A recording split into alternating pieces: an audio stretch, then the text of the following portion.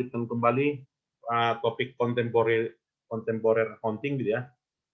Nah, lanjutan topiknya adalah berkaitan dengan riset akuntansi lainnya gitu ya, yang bisa diselesaikan ya, atau juga beberapa isu-isu terkini dalam topik accounting gitu ya, di mana kita lazim terbiasa gitu kan menggunakan uji gitu ya, di mana ujinya adalah uji pengaruh biasanya gitu kan.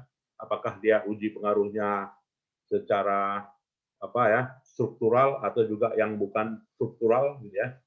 Nah, jadi alternatif lainnya dalam riset akuntansi ini yaitu dengan sistem pengambilan keputusan ya.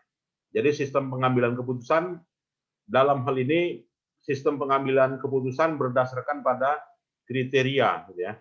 Nah, jadi kita bisa mengeksplorasi ya riset-riset kita nanti Bapak Ibu ya, bukan hanya menggunakan pendekatan SEM ya, bukan hanya pendekatan data time series gitu ya, tetapi juga berdasarkan pada single kriteria atau juga multiple kriteria. Nah, itulah yang dikatakan dengan sistem fuzzy gitu ya, fuzzy system gitu ya.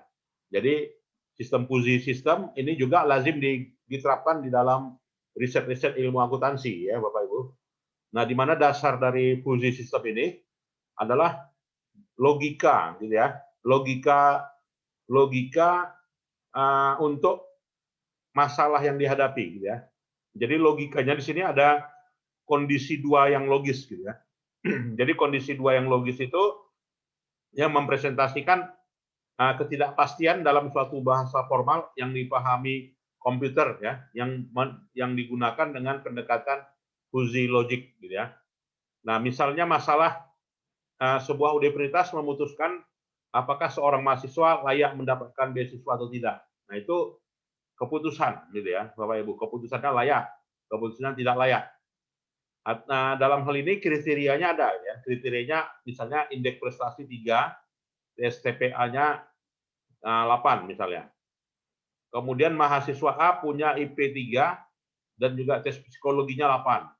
Mahasiswa B punya IP 2,99 tapi TPA-nya 8,5 gitu ya. Jadi dengan aturan tersebut diputuskan mahasiswa mana kira-kira yang bisa mendapatkan beasiswa.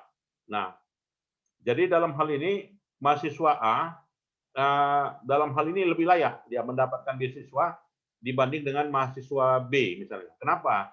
Ya walaupun dia IP-nya 3, IP dengan dalam hal ini tes psikologi mahasiswa B itu 8,5, sedangkan mahasiswa A itu punya IP-nya tes psikologinya 8 gitu ya. Tapi IP-nya 3 gitu ya dibanding mahasiswa B. Nah, inilah dikatakan dengan solusi ya masalah dari suatu masalah yang dipecahkan ya dengan pendekatan fuzzy. Ya, jadi di sini pada kasus di atas ya universitas tersebut membuat keputusan dengan aturan yang jelas yang membedakan secara tegas ya untuk melihat masalah secara hitam atau putih. Nah, jadi yang nggak bisa diselesaikan dengan hanya melihat uji pengaruhnya. Ya, jadi jangan bukan hanya melihat beberapa indikator yang berpengaruh ya, tetapi lebih pada spesifiknya, lebih kepada keputusannya yang membedakan permasalahan tersebut secara item per item. Nah, inilah yang dikatakan dengan pendekatan fuzzy gitu ya. Sehingga kalau misalkan dianggap berpengaruh ya padahal secara parsialnya bisa dicek satu persatu, misalkan ada yang tidak berpengaruh maka itu dianggap kurang adil ya. Nah, jadi inilah dikatakan dengan pendekatan fuzzy, Bapak Ibu ya.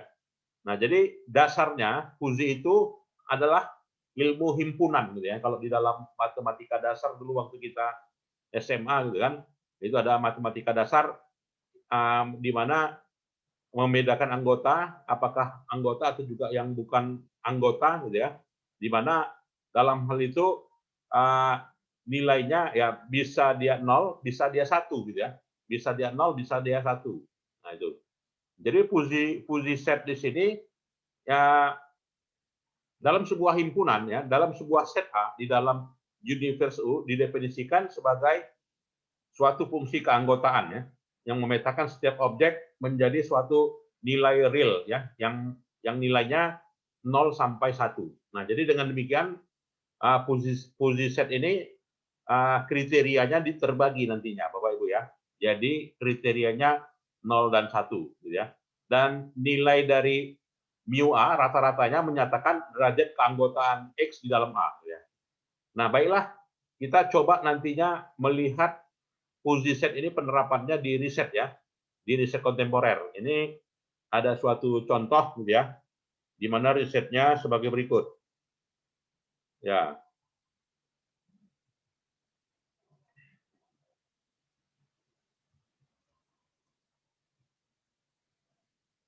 Ya, contohnya ya, penerapan fuzzy ini di riset.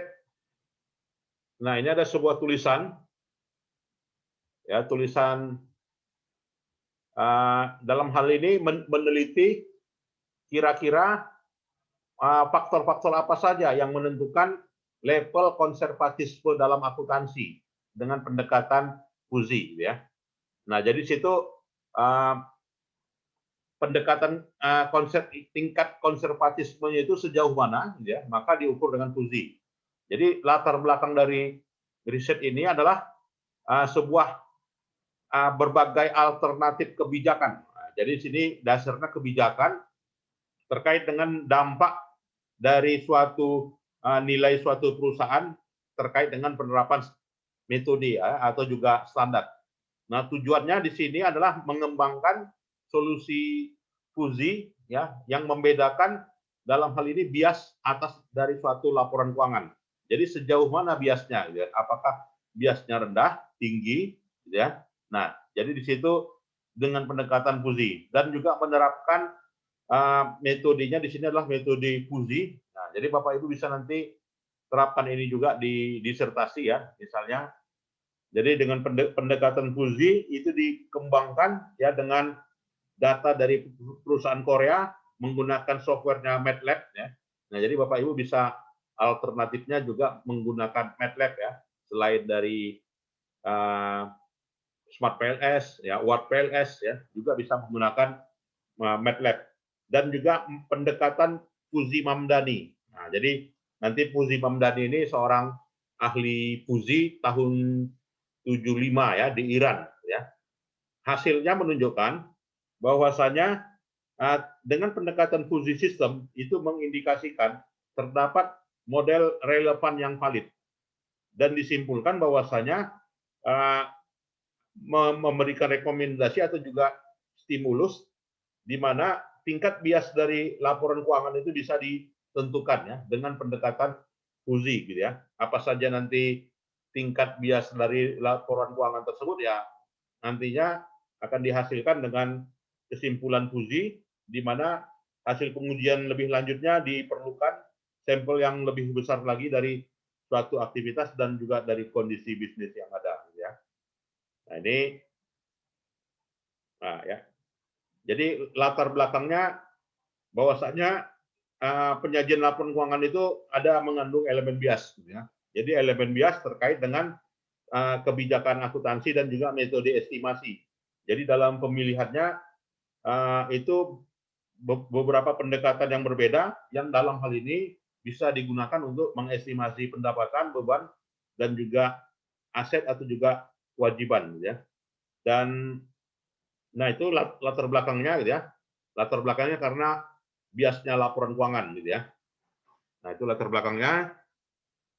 Teorinya ya terkait dengan model bias pelaporan keuangan. Ya, ini beberapa teorinya yang dikumpulkan. Kemudian bagaimana pemodelan fuzzy ya dalam riset akuntansi. Nah, jadi pemodelan fuzzy dalam riset akuntansi, nah di sini dikembangkan oleh Billy Logic ya, yang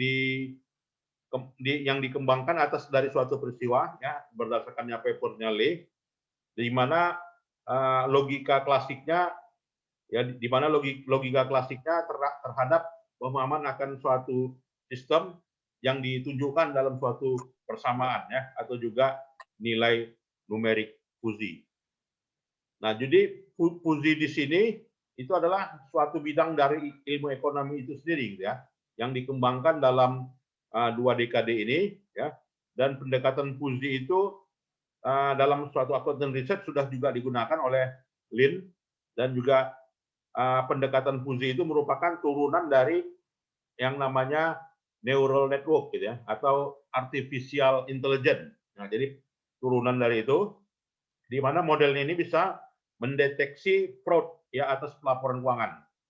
Kemudian juga Giovanni bisa mengestimasi ya atau juga memproyeksi kinerja atas kondisi suatu financial distress ya.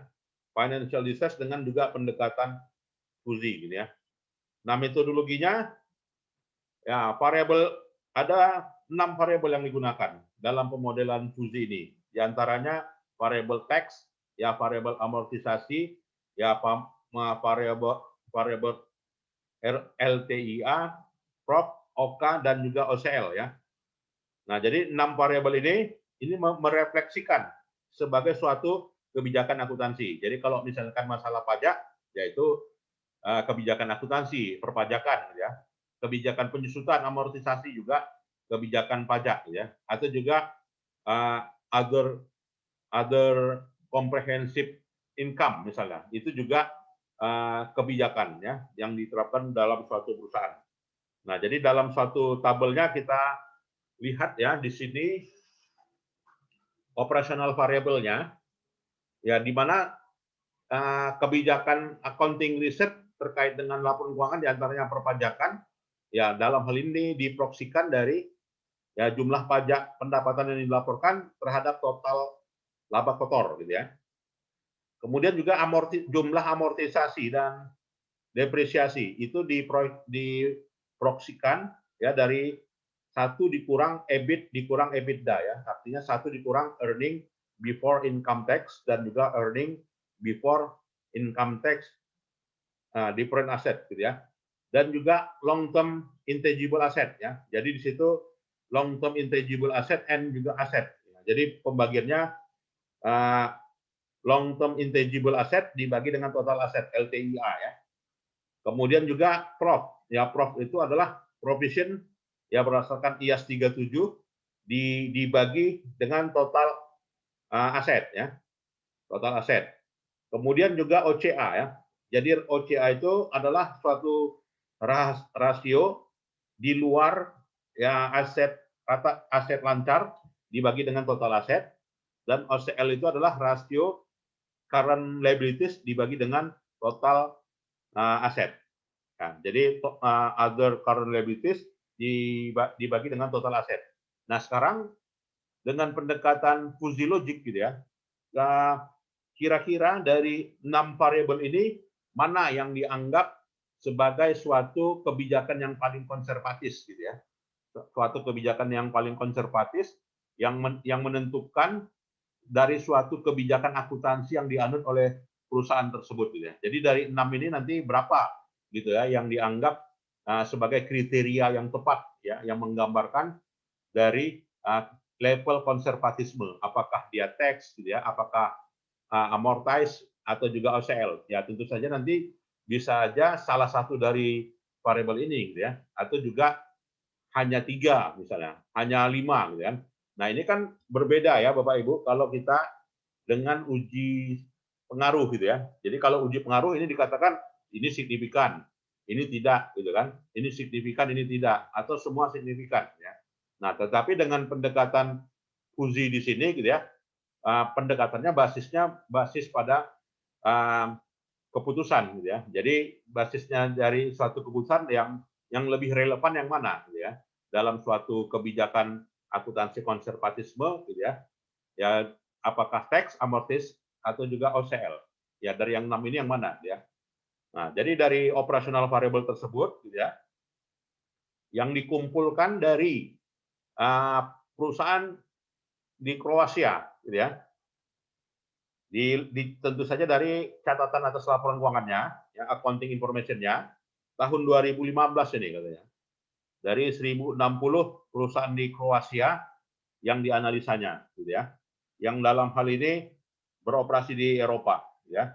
Jadi datanya hanya bukan time series ya Bapak Ibu, tapi hanya 1 tahun saja, gitu ya. Nah, bagaimana level konservatisme dari 1060 perusahaan Kroasia tersebut, gitu ya. Nah, jadi di situ dibuatlah pemodelannya. Jadi dengan bantuan apa ya? Dengan bantuan MATLAB ya, MATLAB software.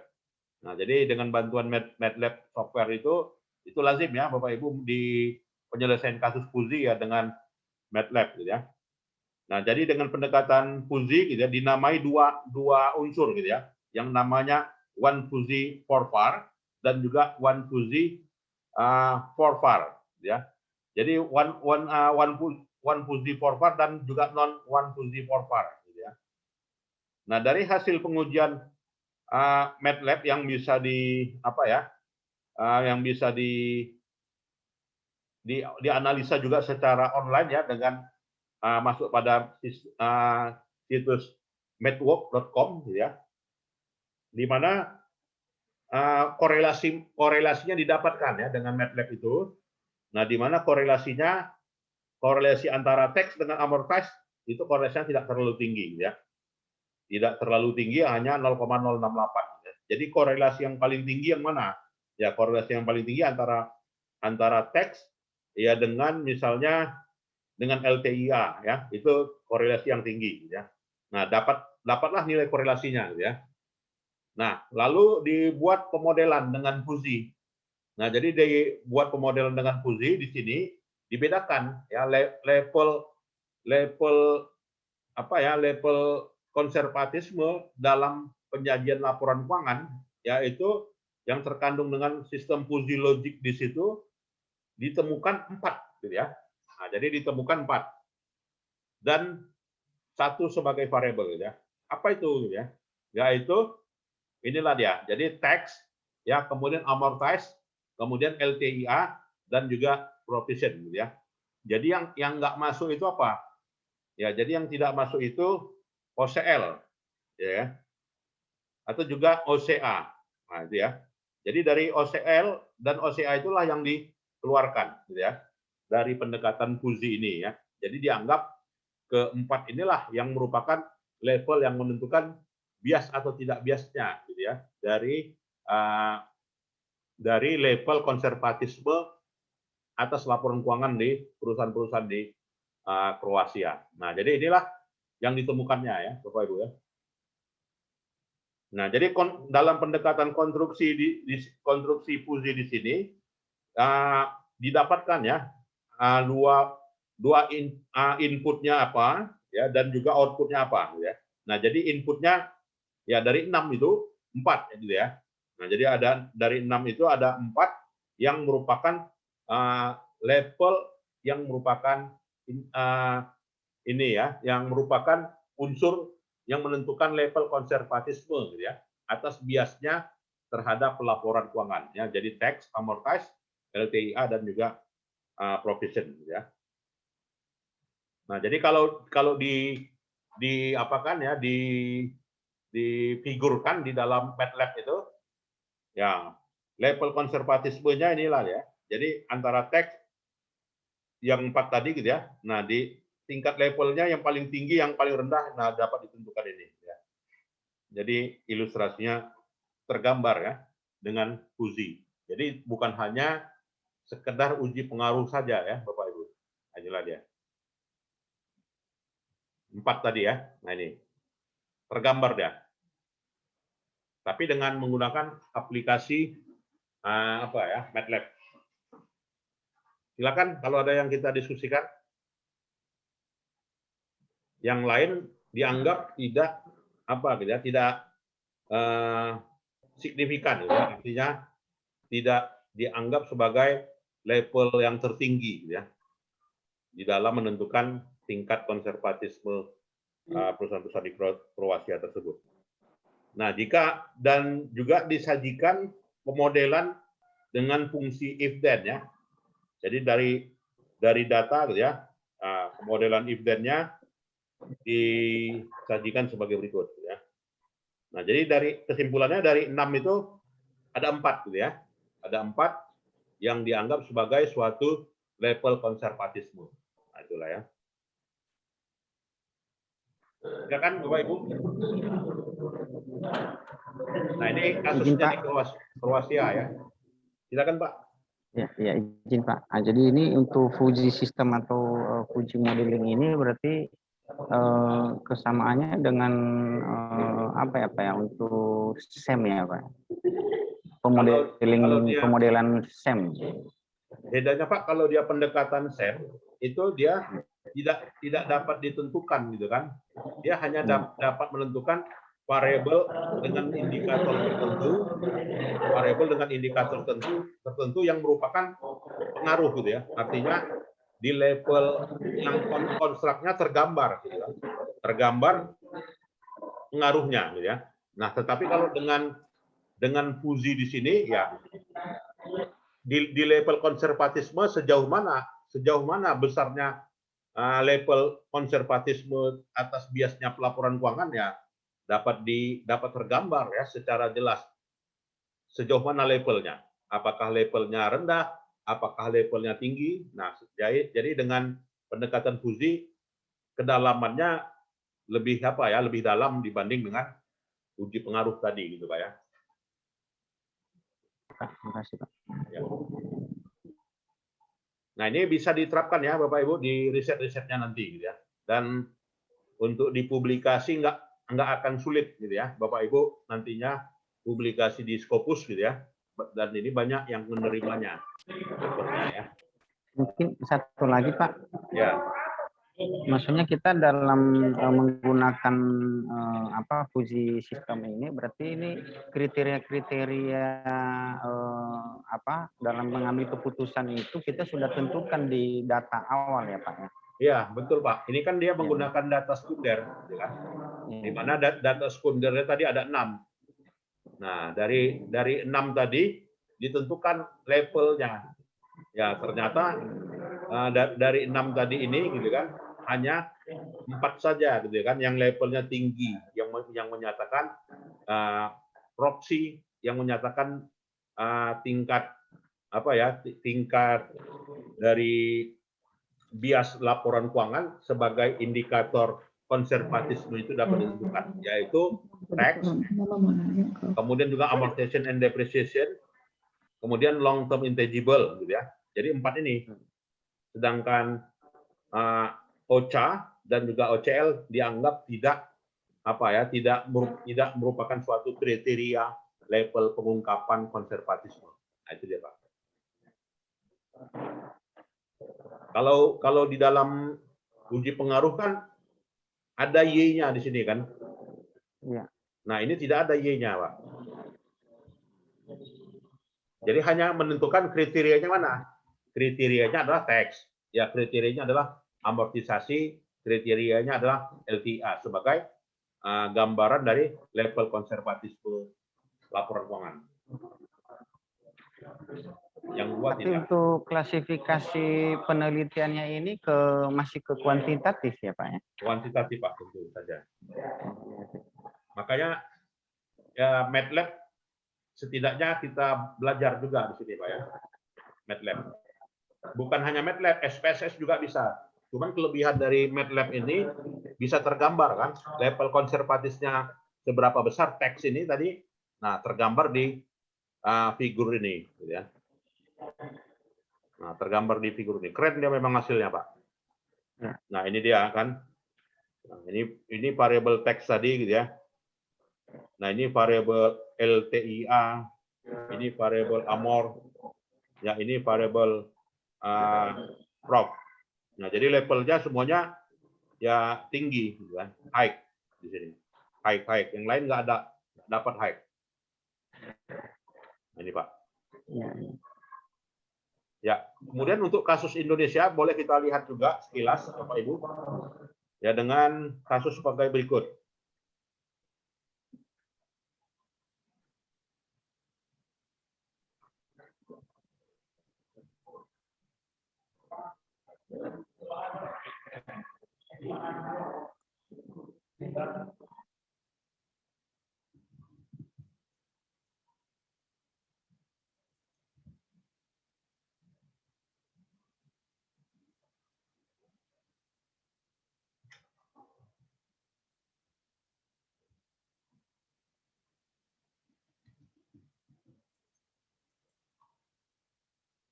Nah, ini kebetulan lagi apa pula ya, Pak ya? Ada gangguan pula di layar saya nih, nggak bisa apa dia, nggak dapat. Tapi nanti saya share lah ya bahannya. Ya, kira-kira Bapak Ibu ada yang mau kita apakan diskusikan lagi? Dan nantinya harapannya ya ini bisa menjadi inspirasi ya untuk tulisan di disertasi Bapak Ibu sekalian, pendekatan fungsi. Ya, untuk bahannya nanti saya share ya. Ada lagi Bapak Ibu? Ya, kalau tidak ada saya kira itu saja ya Bapak Ibu. Kita lanjutkan kembali di minggu depan lah gitu ya.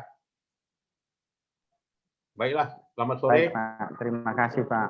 Ya, baik Bapak Ibu. Selamat sore. Assalamualaikum warahmatullahi wabarakatuh. Waalaikumsalam. Waalaikumsalam warahmatullahi wabarakatuh. Terima kasih, Pak. Ya, sama-sama.